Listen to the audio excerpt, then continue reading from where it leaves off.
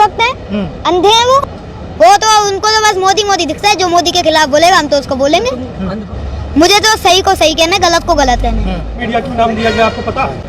पता है, क्योंकि वो गोद लिए हुए हैं नरेंद्र मोदी जी के। जितने भी पत्रकार हैं यहाँ पे कोई भी टोकेगा नहीं बीच में, बिल्कुल भी नहीं टोकना। बिल्कुल भी डिस्टर्ब नहीं। मैं सब कुछ बता रहा हूँ ना, पूरे कानून बता रहा हूँ, टोकिए मत अब बीच में। अब आप कोई भी नहीं बोलेगा बीच में, पहले मेरी बात पूरी होगी। ये किसान जो है सरकार को क्या मैसेज देना चाह रहे हैं? ये देना चाह रहे हैं कि आप अगर संसद में सही फैसले नहीं करोगे तो किसानों को अपनी संसद खोलनी पड़ेगी। तो किसान संसद तो खोल चुके हैं, स्पीकर भी बैठा चुके हैं। हाँ तो क्या जो दूसरा स्पीकर बैठे हुए हैं क्या उनको सुन रहे हैं? क्या वो किसान की बात मानेंगे आने वाले वक्त में? जरूर मानेंगे, इनको मानना पड़ेगा।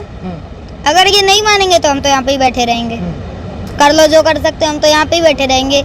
अगर ये कानून वापस नहीं करेंगे और एमएसपी की गारंटी नहीं देंगे तो हम यहाँ से नहीं हटने वाले। साफ साफ कह रहा हूँ मैं। क्यों पढ़ाई लिखाई नहीं करनी है, आंदोलन नहीं करना है? क्या ऑनलाइन क्लास चल रही है, कहीं भी बैठ जाओ, फोन लो, बुक्स पास रखते ही हैं, बुक्स को अपने साथ रखो, लगाया फोन, क्लास ली, बुक्स से जो भी पढ़ाई करनी है करी, जो कॉपी में लिखना है लिखा, बस अपना काम करो। तो आपने आपदा को अवसर बना दिया है। बिल्कुल कर दिया है। अगर इतना अच्छा है, अगर हम ऑनलाइन क्लास ले सकते हैं तो लेंगे।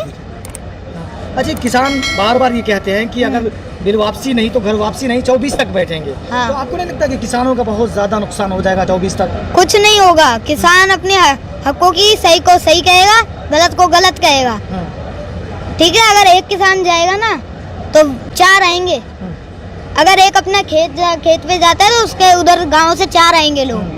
आप अभी से जुड़ चुके हैं, मतलब आप छोटे हैं, जैसे बचपन लोग बोलते हैं, लेकिन कुछ लोग कहते हैं कि जो यहाँ लोग बैठे हुए हैं, इन लोगों को जो कांग्रेस है और दूसरी पार्टी है वो फंडिंग कर रही है। हाँ। इसमें आपका क्या सोचते हैं इस बात को लेकर? देखिए फंडिंग, देखिए कुछ नहीं है। अगर वो यहाँ पे आके देखें, मुझे एक वीडियो दिखा दे जहाँ पे फंड ले रहे हो, जहाँ पे पैसा ले रहे हो किसान, कांग्रेस से कोई और पार्टी से, मुझे वीडियो दिखा दो।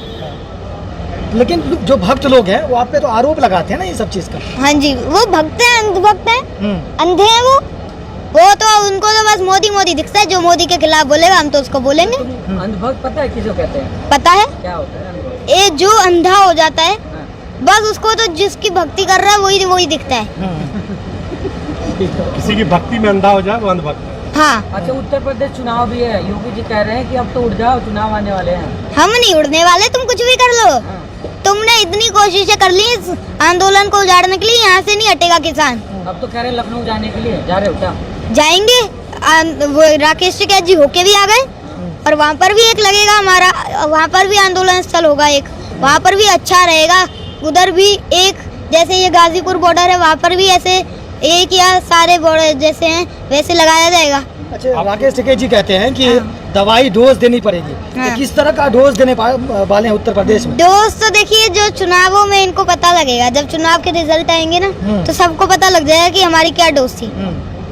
अच्छा, गोदी मीडिया जो बोलते हैं लोग, गोदी मीडिया, वो आपके बारे में जो दिखा रहे हैं तो आपको कैसा लगता है?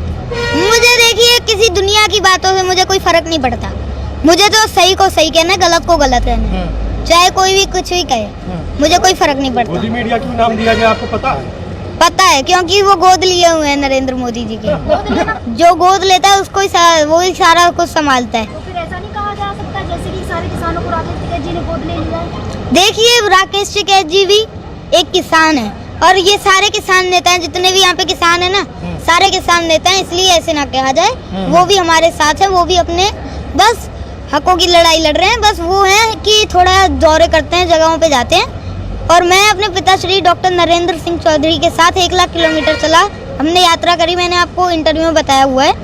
और साथ जो जितने भी देख रहे हैं उनको पता भी है। अच्छा, यहाँ 90 साल के बूढ़े आ गए, 100 साल के भी हैं, जवान भी है, और आप छोटे हैं, तो क्या आपकी टुकड़ी भी आने वाली है जो आप छोटे छोटे हैं? बिल्कुल, अब एक जो पीढ़ी आएगी उसको भी पता लग जाएगा कि क्या सही है क्या गलत है, और एक टीम होगी बच्चों की तैयार हो। अच्छा, एक मुझसे डिस्कस कर रहे थे कि वो 12 साल का जो 8 साल का बच्चा है, उनको एमएसपी और कानून के बारे में क्या पता, जो वहाँ जाके इंटरव्यू दे रहे हैं, बात कर रहे हैं?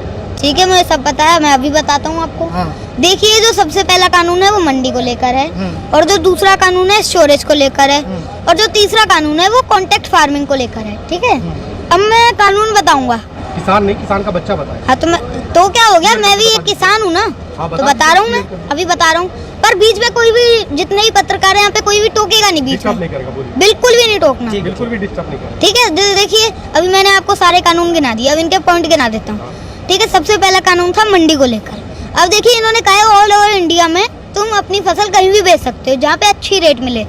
ठीक है, इसलिए अब ये वो किसान जो है वो पहले, सबसे पहले गाड़ी करेगा किराए पे, फिर रास्ते में उसको डीजल देगा, डीजल भरवाएगा, उसका खर्चा, फिर रास्ते में टोल देगा। ठीक है, और उसका इतना तो खर्चा हो जाएगा जितना उसका प्रॉफिट नहीं होगा।